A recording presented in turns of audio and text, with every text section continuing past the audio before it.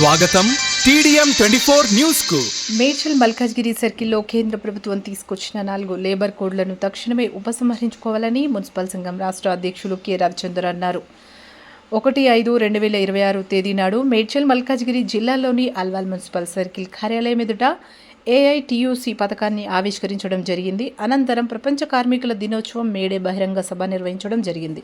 ఈ కార్యక్రమానికి ముఖ్య అతిథిగా విచ్చేసినటువంటి AITUC రాష్ట్ర కార్యవర్గ సభ్యుడు, మున్సిపల్ సంఘం రాష్ట్ర అధ్యక్షుడు కె రవిచందర్ కార్మికులను ఉద్దేశించి ప్రసంగిస్తూ కేంద్ర ప్రభుత్వం తీసుకొచ్చిన 4 లేబర్ కోడ్లను తక్షణమే ఉపసంహరించుకోవాలని, కాంట్రాక్ట్ అవుట్సోర్సింగ్ కార్మికులను పర్మనెంట్ చేయాలని, కనీస వేతనం 26,000 రూపాయలు ఇవ్వాలని, సమాన పనికి సమాన వేతనం ఇవ్వాలని, కార్మికులను ఉద్యోగ భద్రత కల్పించాలని, EFI PF సౌకర్యాలు సక్రమంగా అమలు చేయాలని డిమాండ్ చేశారు. ఈ కార్యక్రమంలో ఆల్వాల్ డిప్యూటీ కమిషనర్ భోగేశ్వరరావు కార్మికులను ఉద్దేశించి ప్రసంగించి కార్మికుల నిత్య ఎదుర్కొంటున్నటువంటి కార్మిక సమస్యలను తీర్చడంలో ముందుంటానని హామీ ఇవ్వడం జరిగింది. ఈ కార్యక్రమంలో వెన్నెలక్క, CL యాదగిరి తదితరులు పాల్గొన్నారు.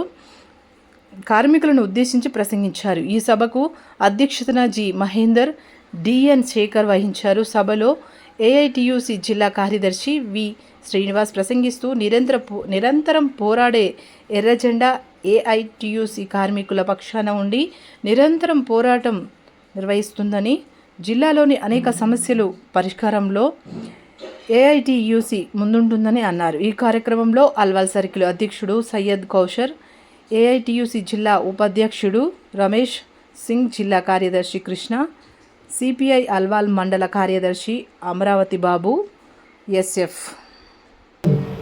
అల్వాల్ సర్కిల్ సంబంధించి కమిషనర్, డిప్యూటీ కమిషనర్ గారిని వేదికపైకి AITUC యూనియన్ నుంచి సాధారణంగా ఆహ్వానిస్తున్నాము. కార్మికుల తరఫున ముఖ్యంగా ఈ కార్యక్రమాన్ని ఏర్పాటు చేసినటువంటి బాబు మైక్ సౌండ్ తగ్గి నాయకులకు, ఈ కార్యక్రమానికి అధ్యక్షత వహిస్తున్నటువంటి మహేందర్, కౌసర్ గారు, కార్యదర్శి శేఖర్ గారు, ఈ కార్యక్రమానికి మన ఆహ్వానాన్ని మన్నించి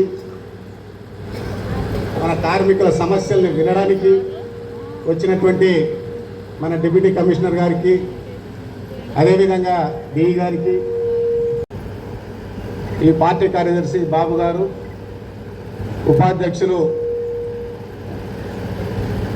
రమేష్ సింగ్ గారు, మున్సిపల్ సంఘం ఉప ప్రధాన కార్యదర్శి నరేందర్ గారు, వేదిక మీద ఉన్నటువంటి SFL అందరికీ, కార్మిక సోదరులందరికీ 141వ ప్రపంచ కార్మికుల దినోత్సవ శుభాకాంక్షలు. ఈరోజు మీ అందరికీ తెలుసు, గతంలో మనం మాత్రమే మన పూర్వీకులు చేసినటువంటి త్యాగాన్ని స్మరించుకుంటూ కార్మికుల దినోత్సవం చేస్తూ ఉన్నాం. ఈ సంవత్సరం రాష్ట్ర ప్రభుత్వం ఇప్పటికే వివిధ కలెక్టర్ కార్యాలయాల్లో కార్మిక శాఖ ఆధ్వర్యంలో కార్మికుల దినోత్సవం జరుపుకుంటూ ఉన్నారు. మేము కూడా 11 గంటలకు టైం ఇచ్చారు, వెళ్ళాలి. సరే, ఏదేమైనా 2 మాటలు మాట్లాడి మళ్ళీ అక్కడికి వెళ్ళాలని రావడం జరిగింది. ఎందుకంటే ఇవాళ అధికారికంగా ప్రభుత్వం ఈ మేడే చేసినందుకు మరోసారి ప్రభుత్వానికి అభినందనలు తెలియజేస్తూ ఉన్నాం. ముఖ్యంగా మీ అందరికీ తెలుసు, ఈ కార్మికుల దినోత్సవాన్ని మనం ఎందుకు జరుపుకుంటా ఉన్నాం. అనేక పోరాటాల ఫలితంగా గతంలో అసలు కార్మికులకు ఎలాంటి హక్కులు లేవు. 141 సంవత్సరాల కిందటనే 1886లో పరిశ్రమల కార్మికులు, జూట్ మిల్ కార్మికులు ఈ రోజు పనికి వెళ్తే ఏ రోజు ఇంటికి వస్తాడో తెలియదు. కనీసం తన భార్య తప్ప తనకు పుట్టిన పిల్లలకు తండ్రి ఎవరో కూడా తెలియని పరిస్థితులు ఆ రోజులు ఉన్నాయి.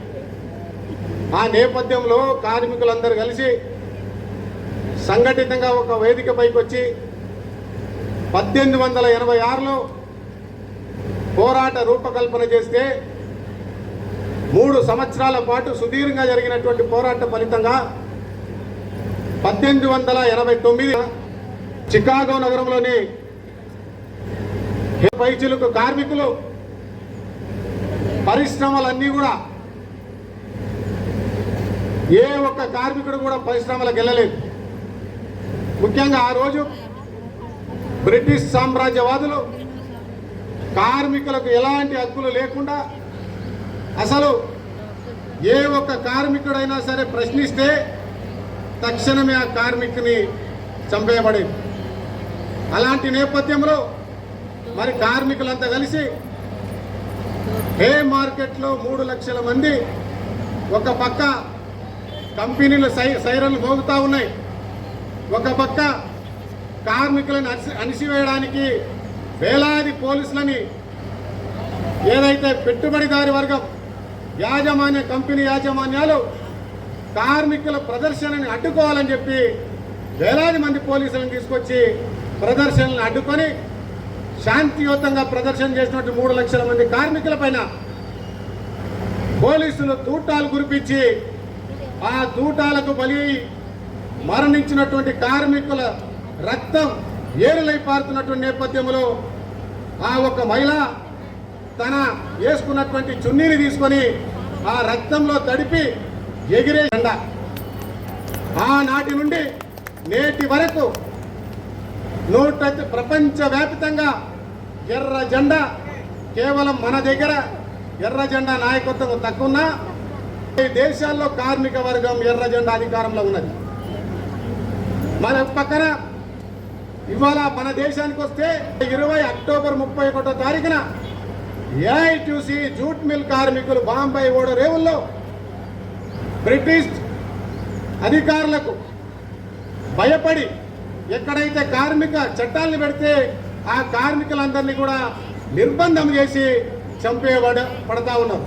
ఆ నేపథ్యంలో కార్మికులంతా కలిసి ఓడరేవుల్లో ఏదైతే అప్పుడు ఉన్నటువంటి కందీలందరూ మనందరూ కందీలు తీసుకొని ఓడల పోయి మధ్య సముద్రంలో కార్మికుల చట్టాలకు సంబంధించి రిజిస్ట్రేషన్ ఏర్పాటు చేసుకొని 31వ తారీఖు తీసుకొచ్చి బ్రిటిష్ గవర్నమెంట్లో మన యొక్క ఏఐటీసీని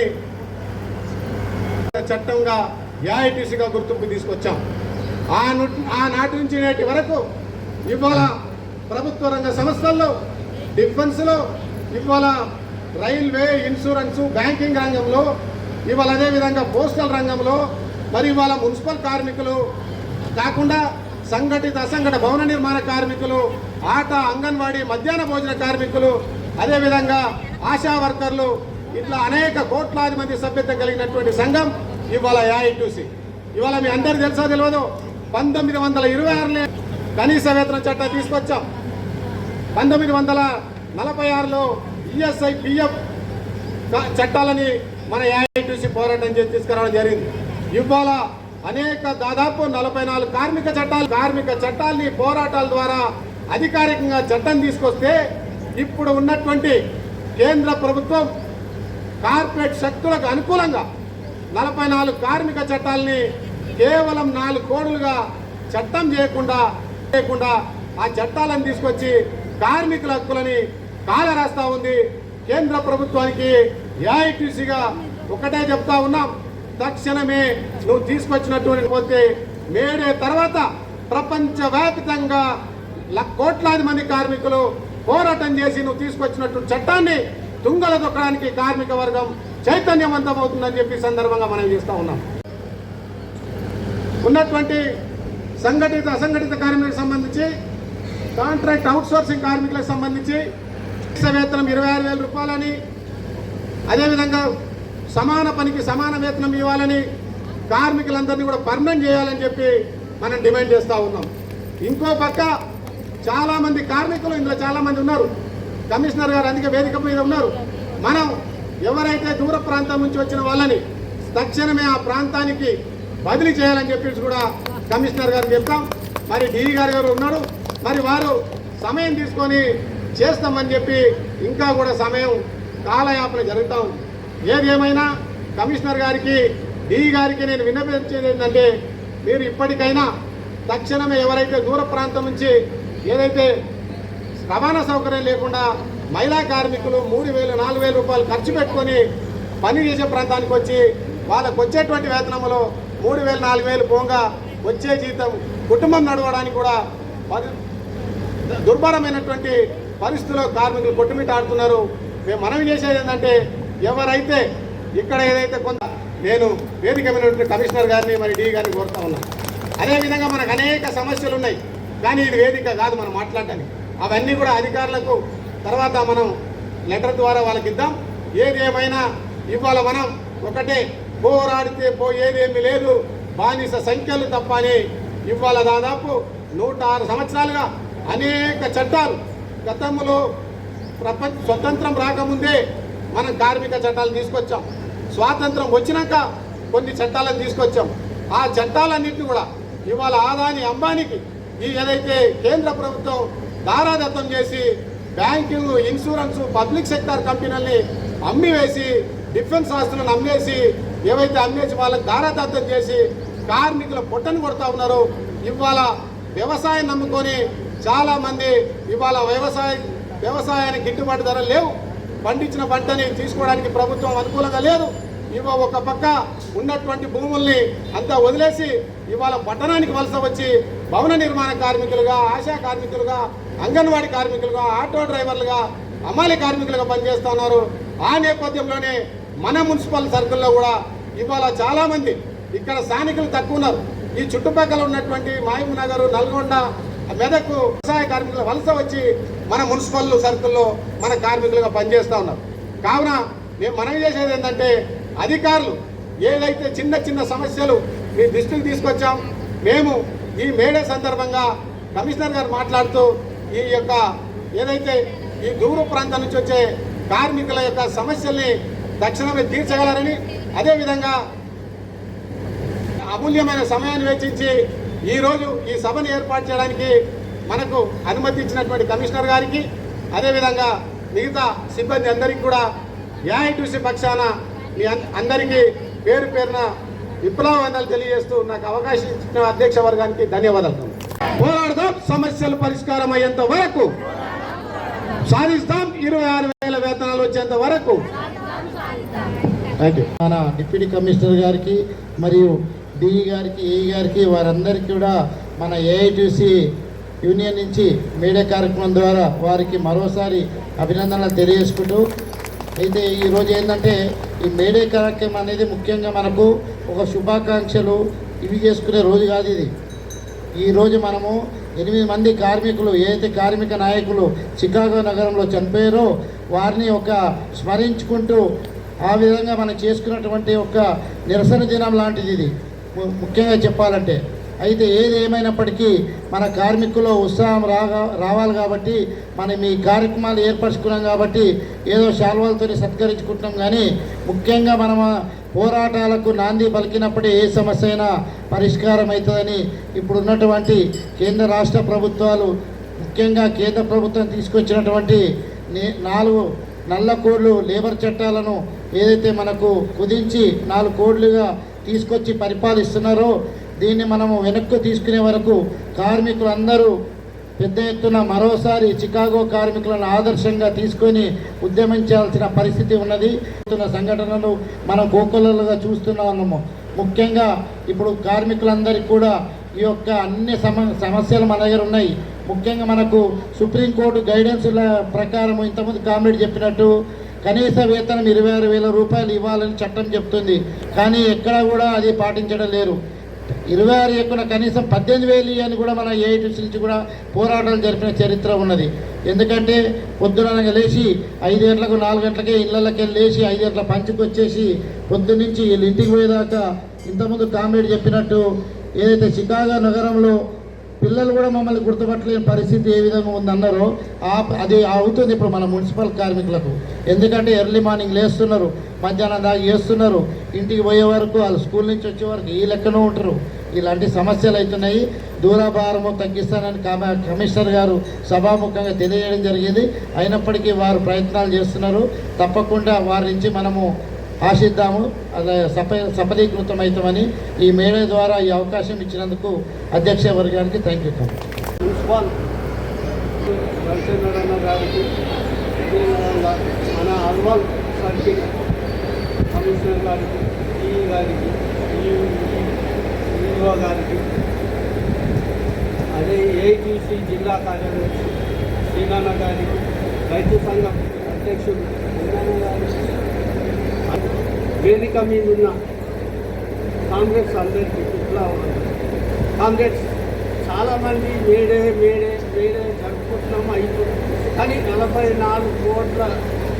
44 సంఘాల నిర్మాణము రిజిస్ట్రేషన్ చేసిన ఘనత ఉంటే ఇప్పుడు మోడీ ప్రభుత్వం కేంద్ర ప్రభుత్వము 4 కోట్ల తెస్తుంది. ఇంతకుముందే మనము ధర్నాలు చేస్తూ ఉన్నాము, రాస్తారోకోలు చేస్తూ ఉన్నాము. అయినా ప్రభుత్వము కేంద్ర ప్రభుత్వం ఇంకా మొండి వైఖరి.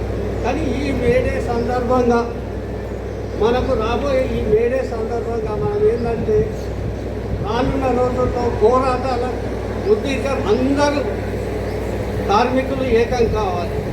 ఏకమై గతంలో దేశంలో ద్వారా కానీ ఒక 50-60 మంది కాదు 400 మంది దాకా మన అల్వాల్ మున్సిపాలిటీ నుంచి కదిలిన చరిత్ర మనకు ఏఐటీసీకి ఉంది. కానీ ఇప్పుడు ఎక్కడ చూసినా 100-50 మంది. కానీ కాంగ్రెస్ ఇప్పుడు అందరు ఇక్కడికి వచ్చిన వాళ్ళు కూడా నేను ఒకటే మనవి ఏంటంటే ప్రతి ఒక్క కార్మికులకు సమస్యలు ఇవి మనకున్నాయి, మనం తీర్చుకుంటాం అని వాళ్ళకు సమాధానము మెసేజ్ ద్వారా పంపిస్తే చాలా బాగుంటుందని. అదేవిధంగా ఇంకా చాలా సమస్యలు ఉన్నాయి. ఎందుకంటే సమాన వేతనానికి 26,000 జీతము, అదేవిధంగా అవుట్సోర్సింగ్ కాంట్రాక్టర్లు పర్మనెంట్ చేయాలని ఈ సమస్యలు తీరాలంటే ఏకైక మార్గం పోరాటాల ద్వారా, ధర్నాలే కానీ రస్తారోకోలే కానీ ఏదైనా. కానీ మనము ఐక్యంగా లేకపోతే ఇలా వేడే చేసుకున్న కార్యక్రమం కూడా వృధాగా జరుగుతుందని నేను భావిస్తున్నా. కాంగ్రెస్ ఇక్కడికి వచ్చిన అందరికీ ఇట్లా అందాలు చెప్తున్నా. ఈ అవకాశం ఇచ్చిన TDM 24కి సబ్స్క్రైబ్ చేసుకోండి. వార్తల కోసం